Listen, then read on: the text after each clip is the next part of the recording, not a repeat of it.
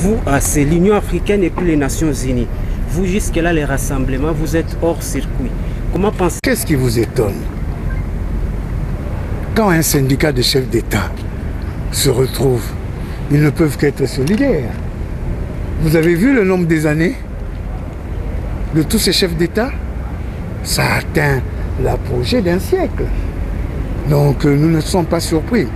Et surtout, mais ce qui est curieux, les gens croient encore que les affaires du Congo, Kinshasa, Congo-Zaïre, ne se développeraient que à Brazzaville, à Luanda, à Kigali, à Kampala, à Bujumbura, où est-ce que j'en sais?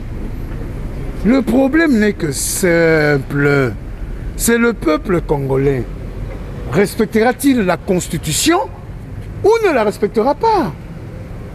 Tous ces chevauchements, les rencontres, le dialogue, quel dialogue a eu ici? Vous avez suivi le monologue qui était au Kantiachi. Même les pseudo-opposants se retrouvent maintenant des alliés de M. Kabila. Donc il n'y a pas eu inclusivité. Donc à partir de ce moment-là, tout ce qui s'est décidé à Luanda ne fait que renforcer ce qui est sorti du Kantiachi.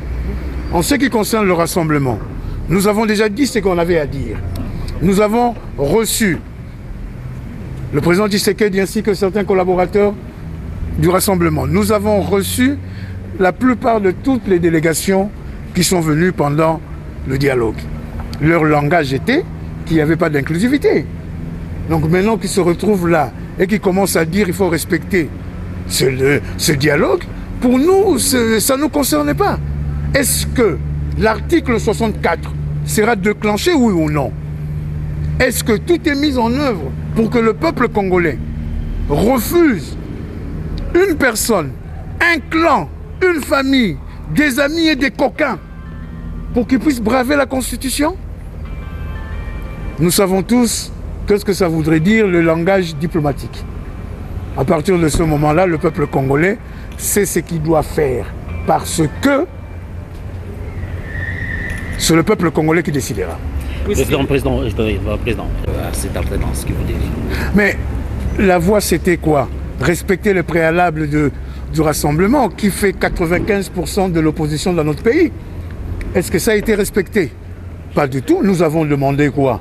La libération des prisonniers politiques. Et Jean Diomi, Jean-Claude Mouyambo, maintenant encore, pendant qu'ils étaient encore à leur assise de Kantiachi, Moïse Monidela, Bruno Tibala, nous avons demandé, ainsi que plusieurs de Congolaises et Congolaises qu'ils ont arrêtés, nous avons demandé que toutes les poursuites bidons judiciaires de M. Moïse Katumbi puissent cesser. Hein, tout harcèlement fiscaux, Martin Fayulu et consorts. Avec cela, comment voulez-vous que les gens puissent aller? Quand bien même que la justice ne respecte même pas son règlement d'ordre intérieur. Vous avez suivi ce qui s'est passé au niveau de la Cour constitutionnelle. Que doit-on faire confiance? J'ai posé la question à un ténor du Kantiachi. Avez-vous la responsabilité politique de l'armée, de la police, des services de renseignement, de la justice, de la Banque centrale, du ministère des Finances? Si vous les avez, ça va. Ils nous disent qu'ils vont organiser les élections d'ici le 18 avril. Nous avons fait 5 ans. Dans tout le budget du gouvernement, on octroyait 250 millions de dollars à la CNI pour arriver à 1,250 milliard pour organiser l'élection 5 ans après. Et maintenant, ils nous disent que 1,5 milliard. Et vous avez vu la cagnotte que Matata a amenée ici pour le budget 2016. Comment voulez-vous avec 4 milliards et demi qui vont enlever les 1,5 milliard? Alors, où est-ce que nous allons? Non, je crois qu'il faut mettre fin à cette bouillabaisse en disant clairement que le peuple congolais n'est pas concerné.